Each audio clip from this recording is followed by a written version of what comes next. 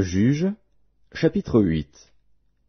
Les hommes d'Éphraïm dirent à Gédéon, « Que signifie cette manière d'agir envers nous?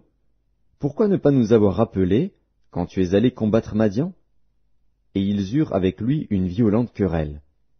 Gédéon leur répondit, « Qu'ai-je fait en comparaison de vous? Le grappillage d'Éphraïm ne vaut-il pas mieux que la vendange d'Abiézer? C'est entre vos mains que Dieu a livré les chefs de Madian, Oreb et Zib. Qu'ai-je donc pu faire en comparaison de vous? » Lorsqu'il eut ainsi parlé, leur colère contre lui s'apaisa. Gédéon arriva au Jourdain, et il le passa, lui et les 300 hommes qui étaient avec lui, fatigués, mais poursuivant toujours.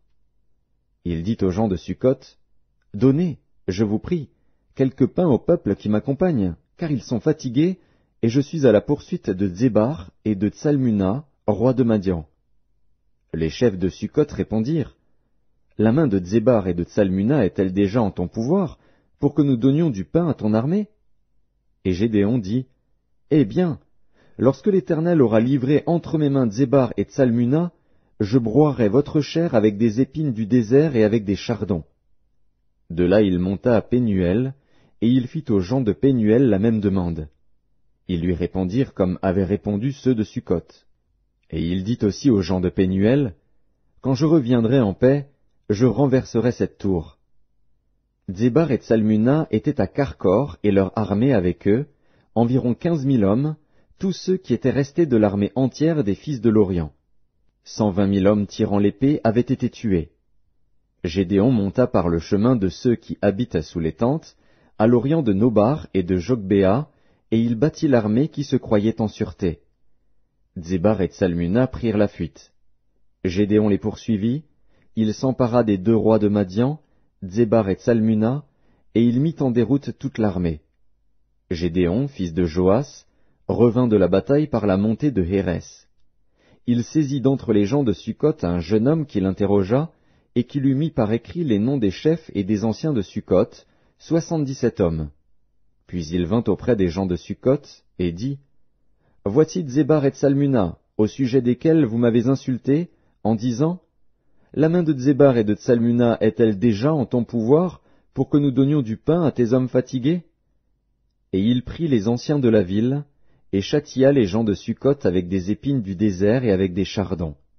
Il renversa aussi la tour de Pénuel, et tua les gens de la ville.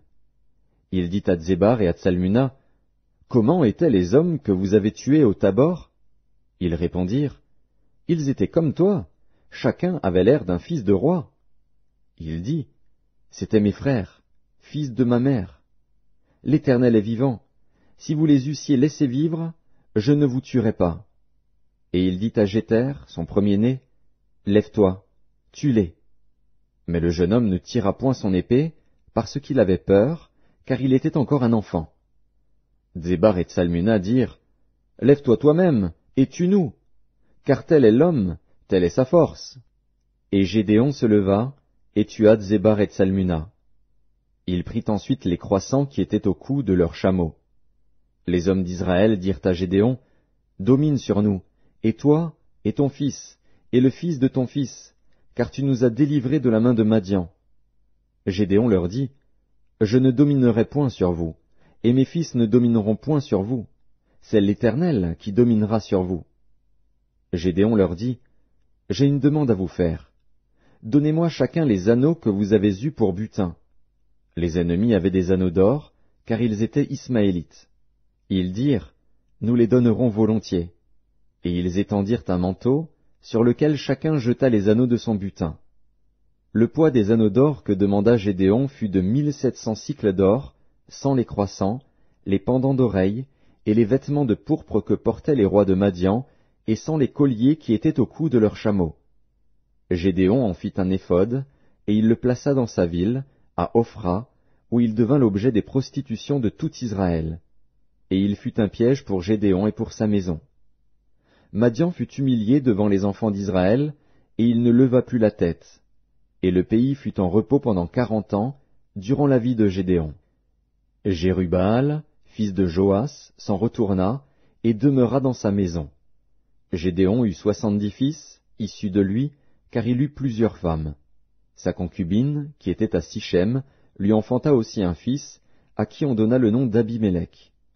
Gédéon, fils de Joas, mourut après une heureuse vieillesse, et il fut enterré dans le sépulcre de Joas, son père, à Ophra, qui appartenait à la famille d'Abiézer. Lorsque Gédéon fut mort, les enfants d'Israël recommencèrent à se prostituer au Baal, et ils prirent Baal-Bérith pour leur Dieu. Les enfants d'Israël ne se souvinrent point de l'Éternel, leur Dieu, qui les avait délivrés de la main de tous les ennemis qui les entouraient. Et ils n'eurent point d'attachement pour la maison de Jérubbaal, de Gédéon, après tout le bien qu'il avait fait à Israël.